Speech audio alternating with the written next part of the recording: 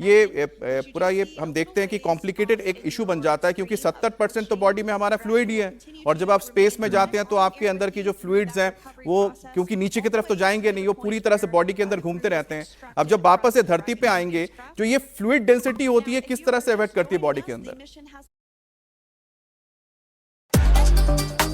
जो ग्रेविटी से फिर अर्थ ग्रेविटी आना है, तो इसमें इसमें बहुत सारी चीजें मेडिकल कंडीशंस हो सकते हैं। सो इलेक्ट्रोलाइट बैलेंस किया जाता है यूजुअली, बिकॉज इलेक्ट्रोलाइट जो है वो लाइफ सपोर्ट के लिए चाहिए होगा। जैसे कि लोगों को डेक्सट्रोज को इंजेक्शन दिया जाता है वो बैलेंस करने के लिए, इलेक्ट्रोलाइट बैलेंस करने के लिए। सो बेसिकली ये 17 आवर्स जर्नी के लिए प्रिपरेशन किया जाता है, फिजिकली भी किया जाता है, प्लस इसको इलेक्ट्रोलाइट बैलेंस किया जाएंगे एंड नो उसके बाद ही ये जर्नी में आते हैं। क्योंकि सडनली जीरो ग्रेविटी से फिर ग्रेविटी में आएंगे, प्लस 17 आवर्स जर्नी है। सो इंटायर चेन ऑफ इवेंट्स जो है उसको उसी हिसाब से प्लान किया जाता है, mentally as well as physically. Doctor Mitra, क्योंकि ये कितना महत्वपूर्ण हो जाएगा इनके जो साथ ही साथ बताते करीब तो 1.5% की जो बोन डेंसिटी होती है वही स्पेस में खत्म हो जाती है। तो अभी जब इनको रिकवर किया जाएगा तो इनको वापस रिहैबिलिटेट करने के लिए किस तरह के मेडिकल ट्रीटमेंट्स और किस तरह की यहाँ पर जो मॉनिटरिंग होगी लगातार होती रहेगी, कितने दिनों तक चलेगा ये पूरा? ये 45 दिन का होता है जो रिहैबिलिटेशन उनका। उसमें भी स्टेजेस होते हैं कि कार्डियोवास्कुलर स्टेज कैसे बढ़ाए, बोन स्ट्रेंथ कैसे बढ़ाए, उनको रिगोरस एक्सरसाइज करा के और जैसे हमने बोला कि फ्लूइड्स अब तक शिफ्ट हो गए हैं, और इस फ्लूइड इम्बैलेंस से, क्योंकि जो जीरो ग्रेविटी में और माइक्रो ग्रेविटी में जो था उनका फ्लूइड शिफ्ट हो गए, तो यहाँ पे आके फिर से फ्लूइड चेंज हो जाता है, उसके लिए बैलेंस का भी खतरा है। और ये रिकवरी अभी 45 डेज के लिए उनको धीरे धीरे कराया जाएगा। 45 दिन की रिकवरी उनको चाहिए होगी स्पेस से फिर वापस धरती में सेटल होने के लिए। यहाँ पर एक और रिकवरी की तस्वीर हम देख रहे हैं, जहां पर इस स्पेसक्राफ्ट को, ड्रैगन कैप्सूल को, क्रू 9 जिसे नाम दिया गया है, उसे रिकवर किया जा रहा है। आप देखिए कि उसके बाहरी तरफ एक पूरा का पूरा जो हम देख रहे हैं एक थ्रेड है, या फिर हम कहें कि एक तार के जरिए इसको बांधा जाएगा। अब हो सकता है इसके बाद इसको क्या ड्रैग करके ले जाया जाएगा, क्योंकि यहाँ पर रिकवरी शिफ्ट तो यहाँ पर मौजूद है, और जैसे रिकवरी शिफ्ट के पास ये बोट इसको कैप्सूल को ले जाएगा। अब देखिए शायद हैच को खोलने की कोशिश हो रही है, इसको स्टेबलाइज किया जा रहा है यहाँ पर।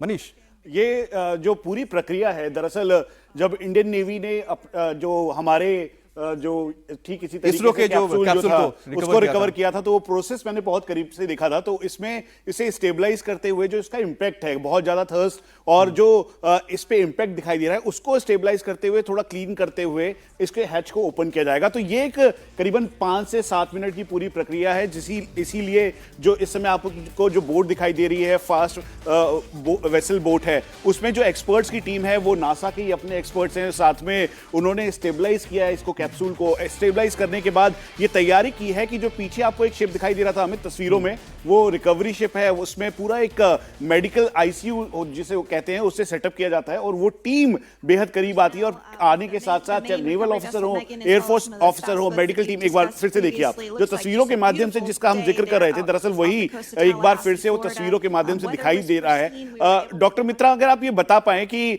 अब कितना और समय बाकी है जब हर कोई तस्वीर देखेगा सुनीता विलियम्स की पहली तस्वीर 9 महीने के बाद धरती पर, यानी फ्लोरिडा के इस कोस्ट पे, फ्लोरिडा में दिखाई देगी, और पूरा देश जो इनके लिए प्रार्थना कर रहा था, कितना और इंतजार करना होगा, कितने और मिनट? एग्जैक्टली तो पता नहीं है, लेकिन अभी होने ही वाला है, क्योंकि ये जो रेस्क्यू शिप्स है वो भी आ गए हैं। तो ये कभी भी हो सकता है, मतलब जल्दी हम देख पाएंगे कि मुझे लगता है उत्सुकता हम सब में ही है। डॉक्टर मित्रा भी उत्सुक हैं, डॉक्टर रिंटू नाथ भी उत्सुक है, यहाँ पर निर्णय भी बिल्कुल ही मुझे लगता है कि उत्सुक होंगे। निर्णय, अगर आप देख पा रहे हो किस तरह का माहौल अभी लग रहा है, क्योंकि थोड़ी ही देर में यहाँ पर सुनीता विलियम्स की पहली तस्वीर हमें नजर आने लगेगी। बिल्कुल, यहाँ जो लोग भी बैठे हैं वो बहुत उत्सुक हैं ये देखने के लिए सुनीता विलियम्स 9 महीने बाद जब अब धरती पर लौटी हैं। इनफैक्ट जब टचडाउन हुआ, जब स्प्लैश डाउन हुआ, तब हमने देखा किस प्रकार से यहाँ लोग तालियां बजा करके उस मोमेंट को चेरिश कर रहे थे, एंजॉय कर रहे थे। ये लोग बड़ी बेसब्री से इंतज़ार कर रहे हैं कि जिस प्रकार से ऑपरेशंस लाइव देखे जा रहे हैं, ये उस घड़ी का बड़ी बेसब्री से इंतजार कर रहे हैं। यहाँ पे आप देखिए सामने टीवी चल रहा है इनके, और ये अब जिस पल के लिए पिछले 9 महीनों से दुआएं कर रहे थे, इनफैक्ट यहाँ पे पूजा प्रार्थना चल रही थी लोगों की, अब तो दुआएं उनके आप रंग लाई देखिए यहाँ ये व्यक्ति जो वो तो मोबाइल पे रिकॉर्ड कर रहे हैं टीवी पे इसको। हाँ, हम सुनीता विलियम्स जी का इंतज़ार कर रहे हैं। पिछले 9 महीने से हम इधर हवन और उनकी धुन करके उनकी स्वास्थ्य के लिए प्रार्थना कर रहे हैं, और यहाँ हम लाइव अभी उनका टेलीकास्ट देख रहे हैं और रिकॉर्ड भी कर रहे हैं। तो चलिए, दुआओं यहाँ का आप दौर देखिए निर्णय पूरा यहाँ पर मुझे गांव लगता के है अब रंग लोग लाया धीरे है। धीरे बाहर से भी आ रहे हैं। हर रविवार को लगातार लोग यहाँ पर पूजा पाठ कर रहे हैं, उसका मुझे लगता है असर देखने को मिला। यहाँ पर सकुशल धरती पर वापस लौट आई है सुनीता विलियम्स। राघवन भी हमारे साथ जुड़े। राघवन, ये जो तस्वीरें हम देख रहे हैं, ये भारत के लिए कितना महत्वपूर्ण होता है, जिसका जिक्र आप कर रहे थे कि हमारे जो वैज्ञानिक हैं हर एक इस मिशन के बारीकियों को बखूबी देख रहे थे।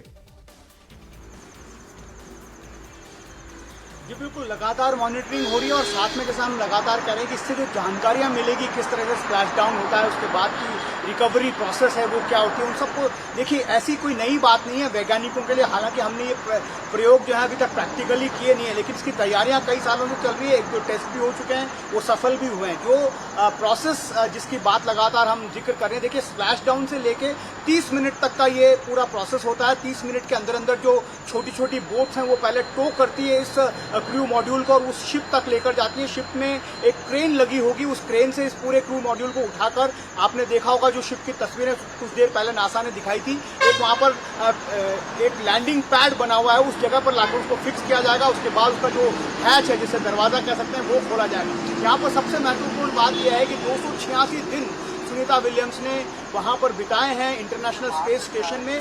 तो एक बेबी फीट, ये एक बहुत कह सकते हैं कि चलित प्रक्रिया है। वैज्ञानिकों की भाषा में इसे समझा तो ऐसा कहा जाता है कि जो हमारे पैरों के तलवे हैं, जो उसकी त्वचा जो है वो बहुत ज़्यादा कोमल हो जाती है। पृथ्वी पर रहने के लिए उस त्वचा का हार्ड होना बहुत जरूरी है।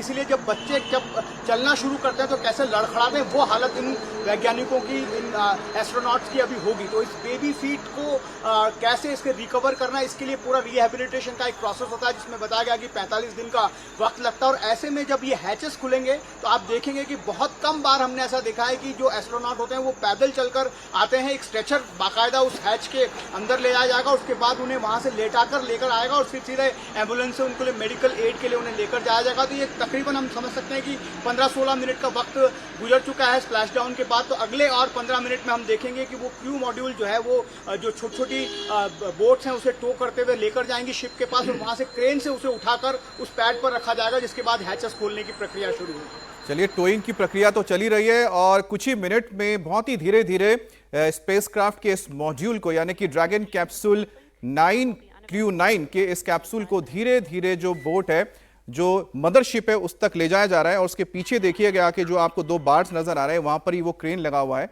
जिसके जरिए इस कैप्सूल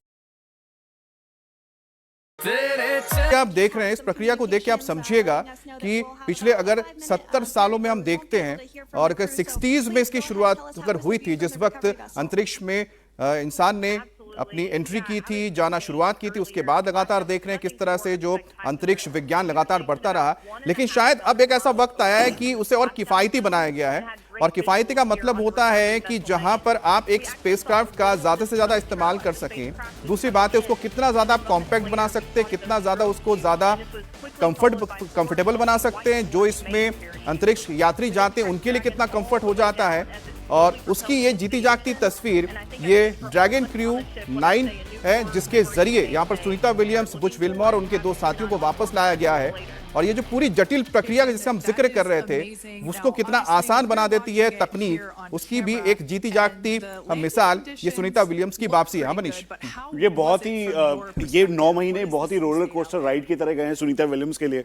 खासतौर पे तब जब ये उनको पता लगा होगा कि 8 दिन के बाद वो नीचे नहीं आ रही हैं और उनको कितना लंबा समय पूरा गुजारना होगा ISS में, इसका अंदाजा नहीं होगा। और वो कैसे धीरे धीरे करते हुए 9 महीने हुआ। और आज ये बहुत सुखद तस्वीर है, क्योंकि सिर्फ 140 करोड़ भारतीय भारतीय ही नहीं बल्कि पूरा विश्व, उनके परिवार के लोग, मैं उनकी जो बहन है डॉक्टर पांड्या जो है उनसे उनका कुछ इंटरव्यूज देख रहा था, वो बार बार जिक्र कर रही थी वो गणेश जी अपने साथ लेके गए थे और साथ में जैसे वो आएंगी तो अपनी माँ से तो मिलेंगी, साथ में उनके 2 डॉग्स हैं उनसे भी जरूर मिलेंगी। तो ये ऐसी ऐसी बहुत सारी बातें निकल के आ रही थी। उनकी माँ बहुत होपफुल थी कि जल्द से जल्द वो आए, मिले, और अब वो जब ये तस्वीरें देख रही होंगी तो इतना सुखद अनुभव होगा उनको कि खासतौर पर, और इतने आप चारों के चारों, चाहे निक की बात कर लें, आप अलेक्जेंडर की बात कर लें, उसके अलावा सनी विलियम्स जो खुद इसके अंदर हैं, जिसके लिए पूरा देश पूरा विश्व प्रार्थना कर रहा है। प्रधानमंत्री नरेंद्र मोदी ने खुद उनको लेटर लिखा, बुच विल्मोर के बारे में लिखा। जब ऐसी तस्वीरें आती हैं तो आधुनिक टेक्नोलॉजी, मॉडर्नाइजेशन सब एक साथ मिलकर ऐसा लगता है कि काम एंड कंपोज एनवायरनमेंट में, अब ये जो आपको ये 100 मीटर दिखाई दे रहा है ना, जहां पे इसको लिफ्ट किया जाएगा, उसके बाद इसको शिप पे रखा जाएगा रिकवरी वेसल के तौर पर, एक एक करके सब बाहर निकलेंगे। तो ये जो ये 100 मीटर है, ये 100 मीटर एक ऐसे सुखद अनुभव की तरफ ले जा रहा है जिसका इंतजार बहुत लंबे समय से हो रहा था। और जब रेफरेंस लेते हैं हम कल्पना चावला का, वो बहुत दुखद था, लेकिन उसके बाद एक ये मोटिवेशन इस बात का था कि जल्द से जल्द सुनीता विलियम्स अच्छे तरीके से बाहर आए। और साथ में, और सबसे बड़ी बात जिसका जिक्र हम करते हैं कि वो जिस मिशन के लिए गई थी कि वहां पर वो देखें कि वेजिटेशन हो सकती है या नहीं, या किस तरीके से वो कर सकती हैं, तो उन्होंने पूरे 9 महीने में काम किया। ऐसा नहीं है कि वो आराम से बैठ गई, बिल्कुल तो बिल्कुल काम किया उन्होंने। लेकिन सबसे मुझे लगता है कि यहाँ पर सबसे ज्यादा लोगों को तब कह सकते हैं कि एक डर पैदा हुआ था जब स्टारलाइनर के बारे में बातें आई। अब सुनिए कि इसकी जो पूरी पीछे की कहानी है, जब तक ये कैप्सूल धीरे धीरे मदरशिप तक पहुंच जाए, हम एक कुछ जानकारी आप तक हम साझा करना चाहेंगे। अब 4 जून 2024 को लॉन्च हुआ था ये स्पेसक्राफ्ट, जिसे हम स्टारलाइनर कहते हैं, जिसके जरिए सुनीता विलियम्स और बुच विल्मोर पहुंचे थे इंटरनेशनल स्पेस स्टेशन। लेकिन उनको वापस आना था करीब करीब 8-9 दिन बाद, यानी 14 जून को। लेकिन किसी वजह से, तकनीकी खामियों की वजह से स्टारलाइनर नहीं आ पाया, जिसके बाद उनका वहां पर जो रहना था वो और बढ़ गया, यानी कि उनकी जो वापसी थी और टाल दी गई। फिर एक वक्त आया कि सबने कहा कि ठीक है 18 जून को वापस आएंगे, फिर किसी ने कहा कि 27 जून को वापस आएंगे। लेकिन उसके बाद नासा ने तय किया कि अब नहीं आ सकते, क्योंकि हम उसमें भरोसा नहीं कर पा रहे कि स्टारलाइनर के जरिए हम वापस लेकर आ पाए सुनीता विलियम्स को और साथ ही उनके साथी बुच विल्मोर को। उसके बाद फिर ये लंबा वक्त चलता गया। फिर आया कि शायद हो सकता है कि अब स्पेस ड्रैगन कैप्सूल के जरिए दिसंबर के महीने में वापस लाया जाएगा। लेकिन दिसंबर के महीने में बात आई कि स्पेसएक्स ने कहा कि थोड़ा और वक्त लगेगा, जिसके बाद फिर नासा ने कहा ठीक है, आपके पास जो पुराना इसी तरह का पहले आपने इस्तेमाल किया था ड्रैगन कैप्सूल, उसी को रिफर्बिश कर दीजिए ताकि हम जल्दी वापस लेकर आ पाए। और उसके बाद देखिए मार्च 2025 में आखिरकार ड्रैगन कैप्सूल क्रू 9 के जरिए वापसी हो चुकी है सुनीता विलियम्स की। अब देखिए हैच को यहां पर खोला जा रहा है और धीरे धीरे इसको लाया जा रहा है और करीब मदरशिप के, ताकि जो इसमें एस्ट्रोनॉट्स है उनको थोड़ी देर में रिकवर किया जाएगा बाहर लाने के लिए। रिंटू नाथ जी हमारे साथ है। रिंटू नाथ जी, जब हम इस पूरे प्रक्रिया को देखते हैं तो हमें एक बात समझ में आती है, आपने जिक्र किया था कि जो सोयूज रॉकेट है उसमें बैलिस्टिक एंट्री होती है, तो ये बैलिस्टिक एंट्री और साथ ही साथ हमने अभी जो देखा है डी ऑर्बिटिंग करते हुए वापस आना, दोनों के बीच क्या बड़ी यहां पर हम कह सकते हैं कि डिफरेंस है, और साथ ही साथ क्या ज्यादा सेफ है डी ऑर्बिटिंग करके एंटर करना? And we're eager to see the Crew 9 astronauts back on Earth, and we'll keep you updated on every moment of this process.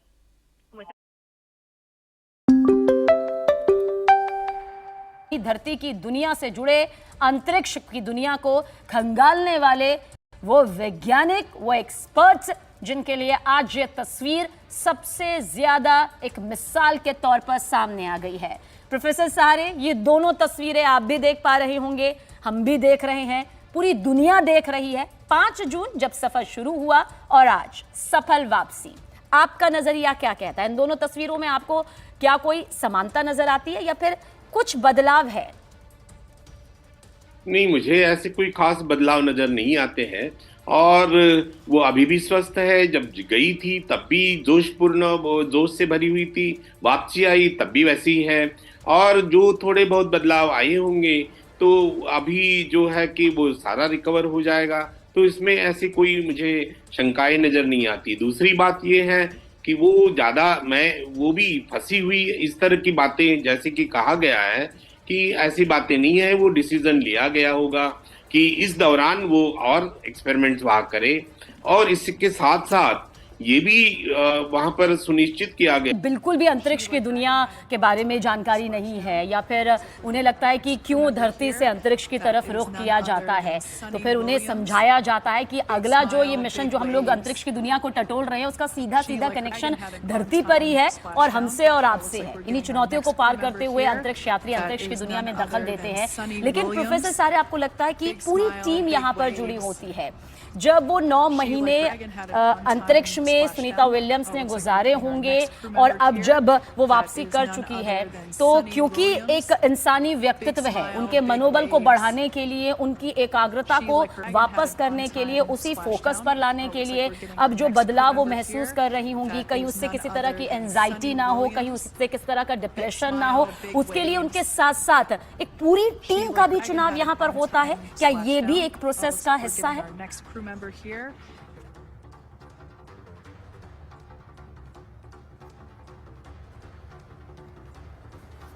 Professor सारे, आपकी आवाज हम तक नहीं पहुंच पा रही है। इस सवाल के साथ मैं जरूर आऊंगी। योगेश जी, यही सवाल आपसे, क्या अब चुनौती उस पूरी टीम के लिए भी होगी कि सुनीता विलियम्स के इसी जज्बे को किसी भी कीमत पर 1% घटने नहीं देना? हालांकि उसमें वो खुद ही सक्षम है, लेकिन कई बार होता है ना कि सक्षम इंसान को भी एक सक्षम टीम की जरूरत होती है।